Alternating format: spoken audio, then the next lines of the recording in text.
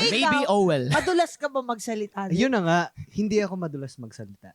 Pero, honest sa nararamdaman. So, ako alam ko yung definition ng magaling manligaw eh. Oo. May mga kilala tayong ganyan, Buboy. Parang, Yes. ang ganda ng mga diskarte, may mga game plan. Ako parang wala. So, kung ano yung very natural lang, kung ano yung nararamdaman ko, yun yung sinasabi ko. So, hindi ko masabing magaling, pero straight to the point. Gaano katagal yun yung bawa naligaw ka dati? May naaalala mo ba kung gaano katagal yung matagal mong panliligaw? 1 year?